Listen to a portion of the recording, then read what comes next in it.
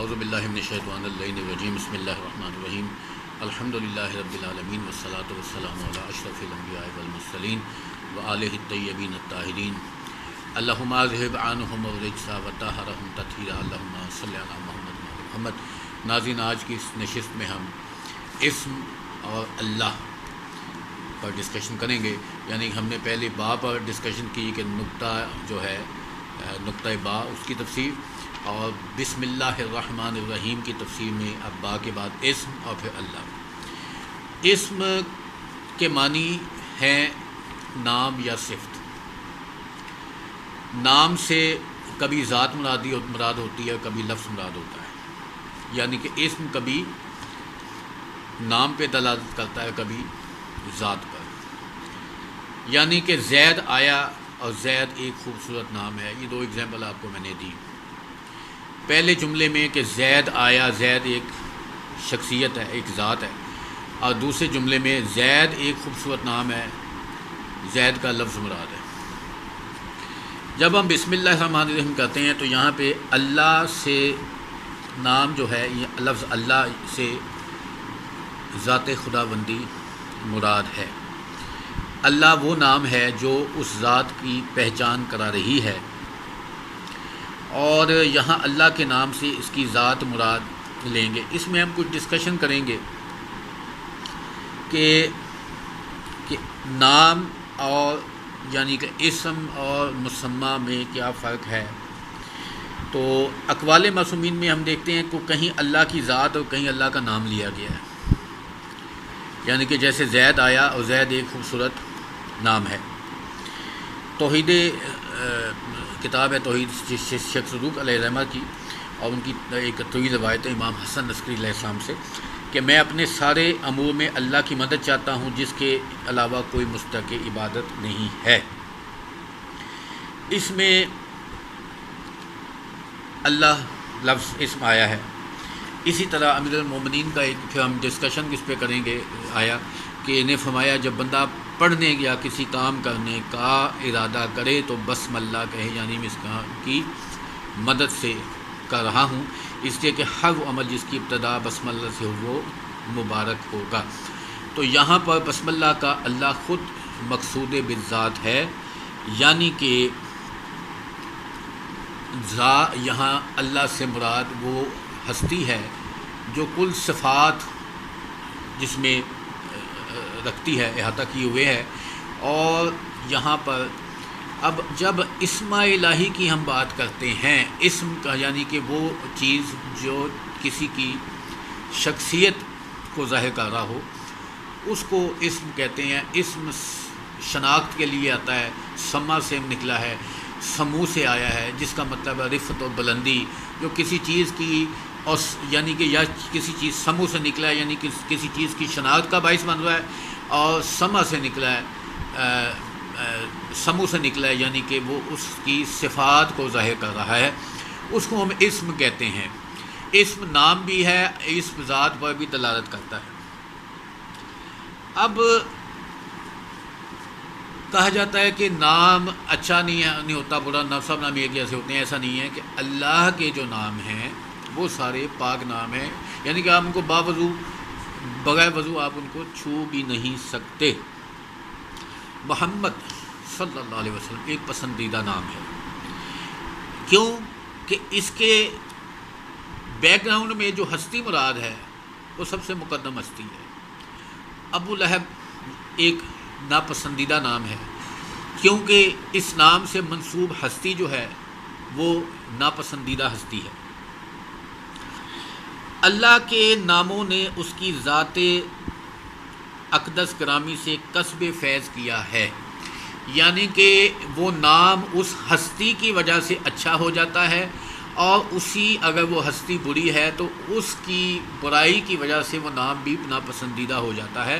تو اللہ کے جو نام ہیں چونکہ وہ اللہ پر دلالت کر رہے ہیں، چاہے وہ اللہ کا ذاتی نام ہے چاہے وہ اللہ کا صفاتی نام ہے، وہ چونکہ اس نے کسب فیض ذات پروردگار سے لیا ہے، اس لیے وہ اچھے ہیں۔ اس میں ایک دعائے مشلول کا ہم ایک چھوٹا سا ٹکڑا کہ اللہم انی اسألک بسمک، بار الہ میں تیرے نام کے وسیلے سے تجھ سے سوال کرتا ہوں۔ اب اللہ کے نام کے وسیلے سے سوال، مولا کائنات کا یہ جملہ ہے۔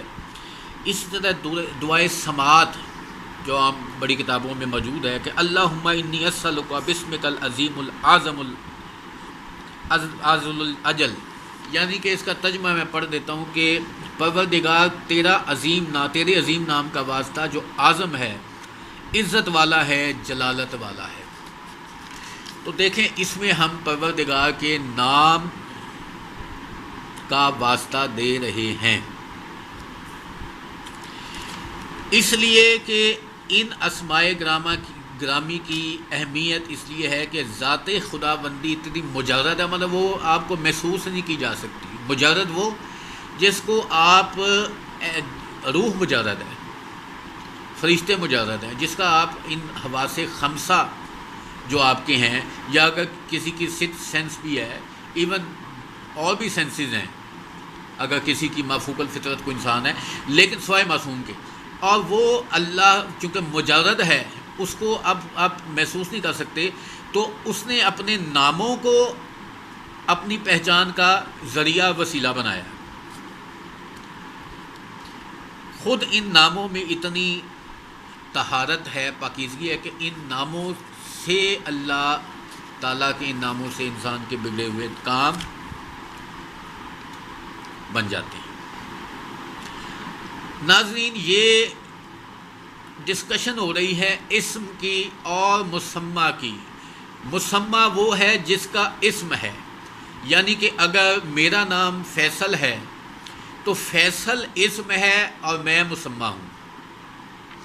اب اسم اور مسمى کیا یہ ایک ہیں؟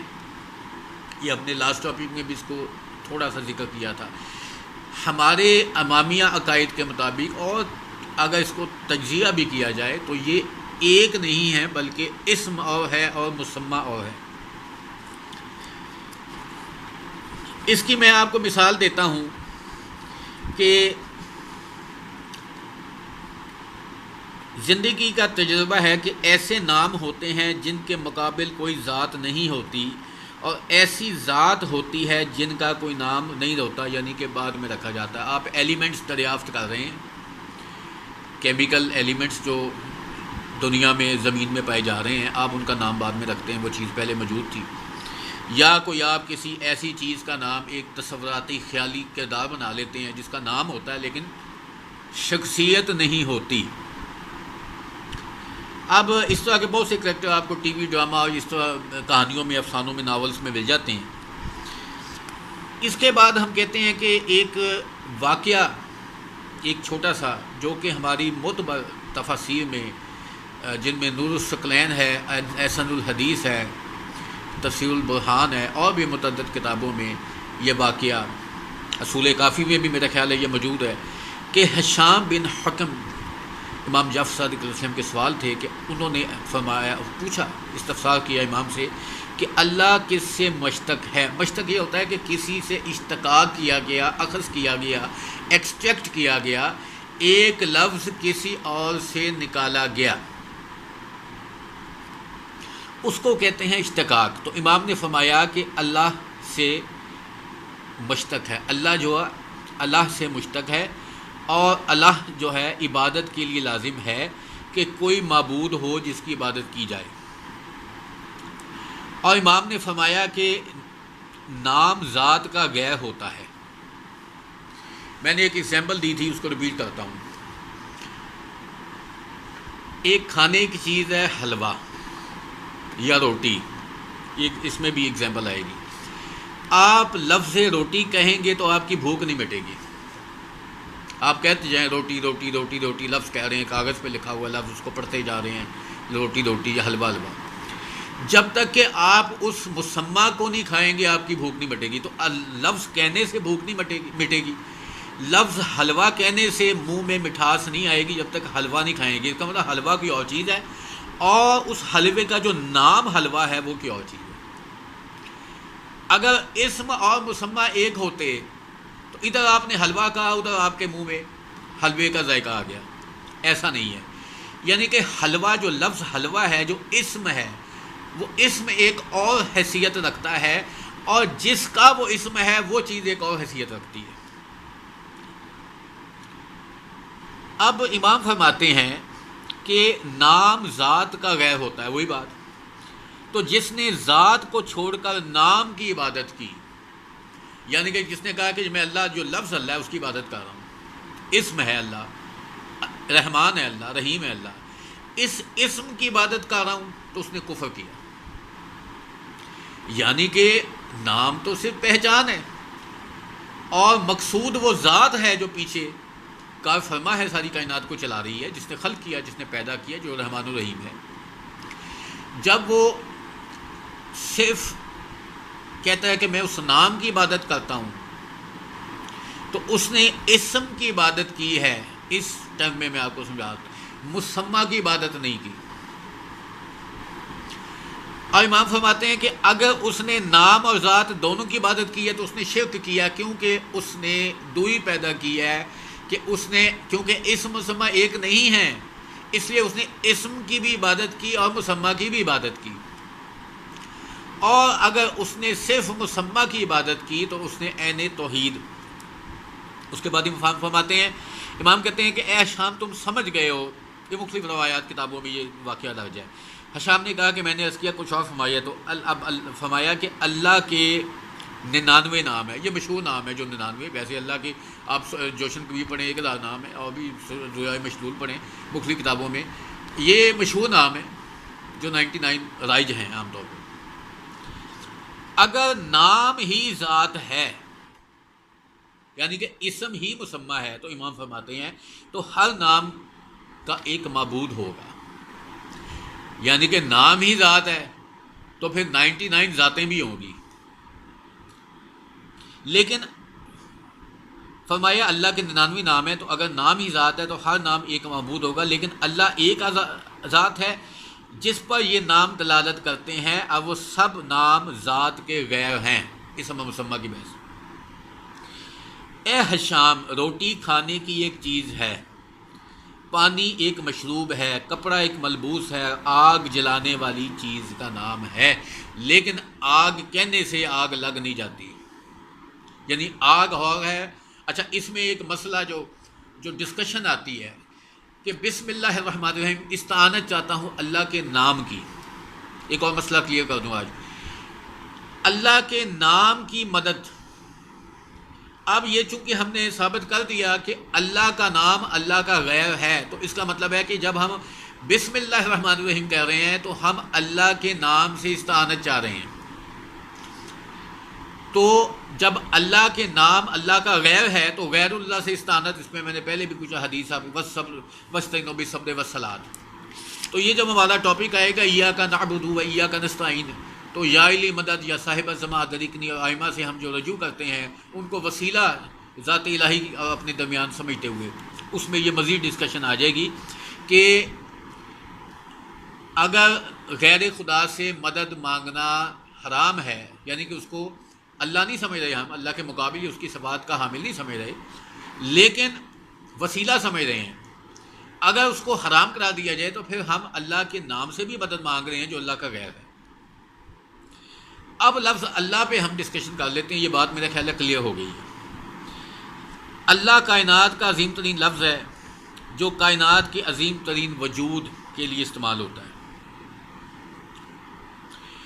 لفظ اللہ کسی خاص ذات, خاص صفات الہی کو ظاہر, مطلب وہ رحیم بھی ہے, غفار بھی ہے, قدوس بھی ہے, قہار بھی ہے, متکبر بھی ہے, عظیم بھی ہے, علی بھی ہے, حکیم بھی ہے, قدیم بھی ہے, علیم بھی ہے, مختلف صفات ہیں اللہ کی.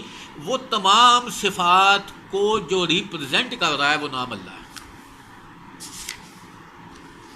اب یہ لفظ اللہ جو ہے یہ کہاں سے آیا؟ کچھ لوگ کہتے ہیں کہ یہ مشتق ہے, کچھ کہتے ہیں یہ علم غیر مشتق ہے. علم اس کلمے کو کہتے ہیں جو عربی میں استعمال کیا جاتا ہے, نام کا کسی نام رکھا جاتا ہے, یعنی کہ اللہ جو ہے وہ علم ہے.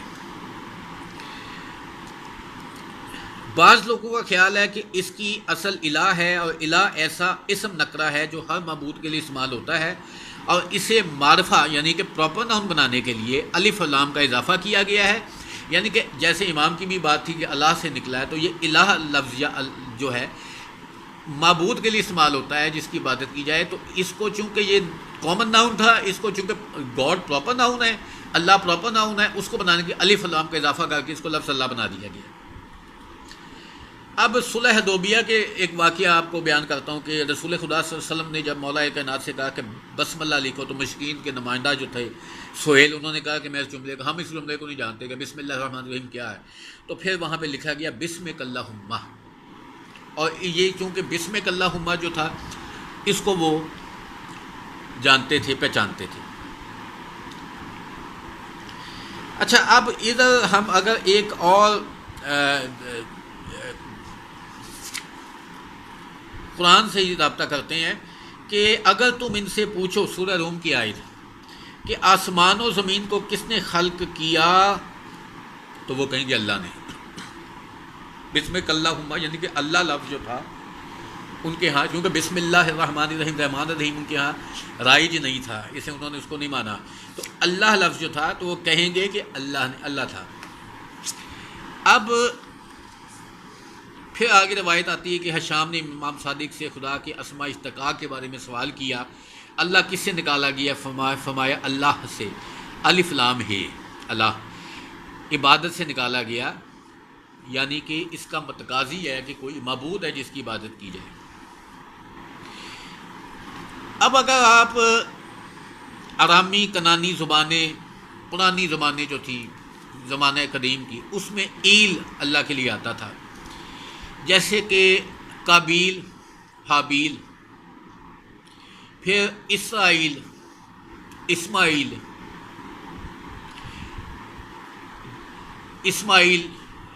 حضرت اسماعیل علیہ السلام، یعقوب علیہ السلام کا اسرائیل یعنی کہ اللہ کا بندہ، اسرا بندہ، ایل اللہ، ایل عبرانی میں اللہ کے لیے آتا تھا، میکائیل، جبرائیل، اسرافیل، اسرائیل، تو یہ ایل آتا تھا۔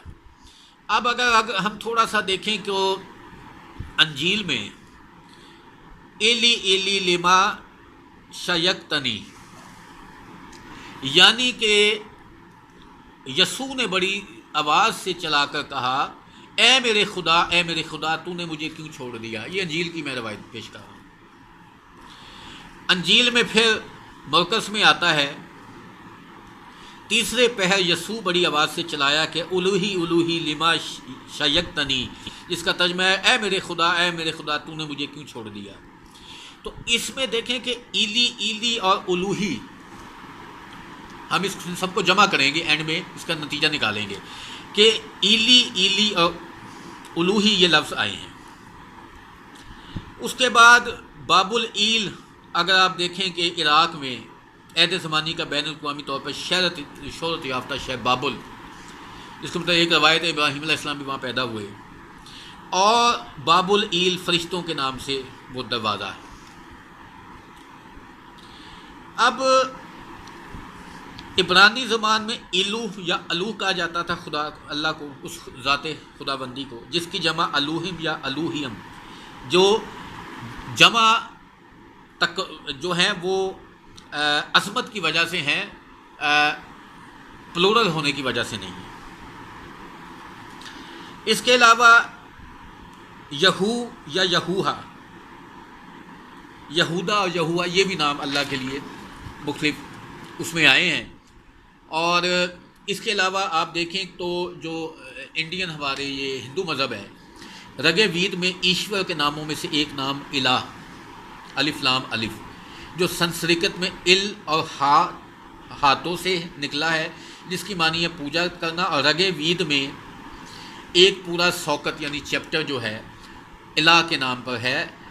جینیوں کے معبود کا نام ارہنت دیو ہے، اور دوسرا راہ لفظ بتایا جائے۔ یہ مختلف میں بتا رہا ہوں کہ معبود جو ہے دیوی دیوتاؤں کے علاوہ بھی چونکہ خدا کا تصور موجود تھا۔ ایرانیوں میں جب ہم آتے ہیں تو آہو اور مزدہ کہتے تھے، جو احمس بن گیا بعد میں یزداں اور وہ بن گیا، یہ لفظ ختم ہو گیا، اور یہ ایک سرسری سا جائزہ سا تھا۔ اگر ان تمام ناموں میں آپ دیکھیں تو الف لام اور ہا مشترک ہے، اور کچھ ناموں میں الف لام ہائے ہو واو اور یا کے مرکبات ہیں، یعنی کہ یہو احیا یا. تو یہ الف لام ہا جو تھا، یہ چونکہ کسی نہ کسی، یا الوہیہ ایک لفظ آتا ہے، تو یہ کسی نہ کسی فارم میں پروردگار کا نام موجود رہا ہے. سب سے پہلے جو لفظ اللہ آیا ہے یہ جناب نوح علیہ السلام کے زمانے میں، جیسے میں نے کہ پہلے بھی آیت شریفہ کی تلاوت کی تھی کہ وَقَالَ ارْكَبُوا فِيهَا بِسْمِ اللَّهِ مَجْرِهَا وَمُرْسَاهَا، سورہ ہود آیت نمبر 41، کہ جب وہ کشتی پہ چڑھتے تھے تو بسم اللہ مجریہا و مرساہا ان ربی لغفور رحیم، وہ یہ پڑھتے تھے کشتی چلتی تھی، پڑھتے تھے کشتی رک جاتی تھی. یہ لفظ چونکہ الوہیہ، الہ اور یہ سارے جو میں نے ایل یہ لفظ بتائے، الف لام ہے. پھر یہ جناب سلیمان علیہ السلام کے زمانے میں یہ لفظ آیا بسم اللہ الرحمن الرحیم اللہ تعالی علیہ واتونی مسلمین. نمل، سورہ نمل میں اس کا ریفرنس آپ کو مل جائے گا، اور 30-31 آیت نمبر. اور یہ عہد آدم میں جب وہ پیدا ہوا یہ لفظ، اور ایل قابیل حبیل سے چلتا ہوا الہ، الوہیہ، ایل، اور یہ مختلف الوہ چلتا چلتا جب یہ لفظ اپنے عہد نو میں بھرپور جوان ہوا، تو اس لفظ کی طفولیت جب جوانی میں آئی تو لفظ اللہ بنا، اور یہ اس کی جوانی قیامت تک قائم ہے. یہ مختلف جو اس میں نے آپ کو بتایا، اس میں ایک میں آپ کو اور ایک بتا دیتا ہوں کہ امیر المومنین علیہ السلام سے ایک شخص نے اسم اعظم دریافت کیا، تو آپ نے فرمایا تو تمہارا قول اللہ، تو یہ اس کے اسماء ہیں میں اسم اعظم ہے. اس نام کو سے غیر خدا کو موسوم یعنی پکارا نہیں جا سکتا، اور نہ پہلے مخلوق کے لیے نام استعمال ہوا ہے. اس شخص نے پوچھا کہ اللہ کی تفسیر کیا ہے؟ فرمایا کہ وہ ذات کے انسان حاجتوں اور پریشانیوں کے وقت اس عالم میں اس کی پناہ لیتا ہے، جبکہ ما سوائے اللہ سے ساری امیدیں ٹوٹ جائیں اور اسباب و علل کے سارے راستے ختم ہو جائیں. یہ روایت آتی ہے اس فارم میں کہ اللہ جو ہے، اچھا اب اللہ کیا ہے؟ الف لام لام ہے. میں بتایا نا الف لام ہے تھا، تو جب اس کو پراپر ناؤن بنایا گیا تو الف لام لام ہے بن گیا. اب اللہ سے مراد کیا ہے؟ تو اس میں ہمیں ایک قول ملتا ہے. ایک روایت پیش کرتا ہوں کہ یہ نور الثقلین کی روایت ہے.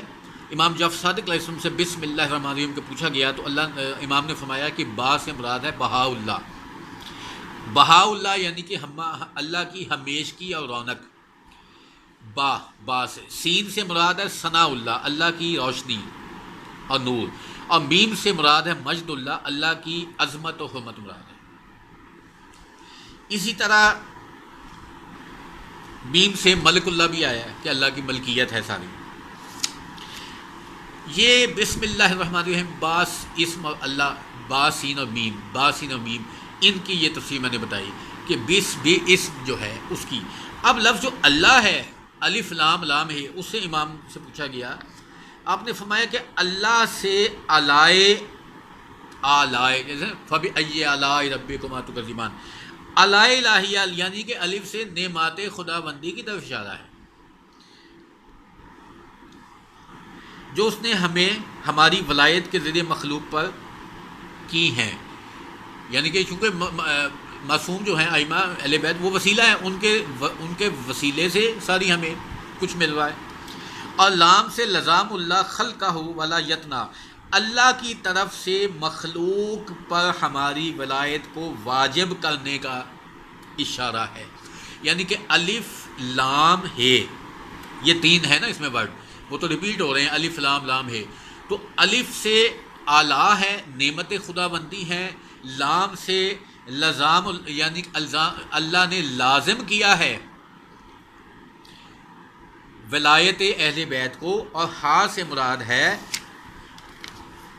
محمد والے محمد کے مخالفین کے ہوان، یعنی ذلت، ان سے برات۔ تو یہ ایک مختصر سا ایک ٹاپک میں نے آج آپ کی خدمت میں پیش کیا ہے، کہ جس میں با، سین، میم، اللہ، اسم مسمى، میرے خیال میں یہ چیزیں آپ کو کلیئر ہو گئی ہوں گی۔ تو اگلی انشاءاللہ نشست میں ہم الرحمن اور الرحیم جو اللہ خداوند تعالیٰ کے صفاتی نام ہیں ان کی تفسیر پر روشنی ڈالیں گے۔ وآخر دعوانا الحمد للہ رب العالمین۔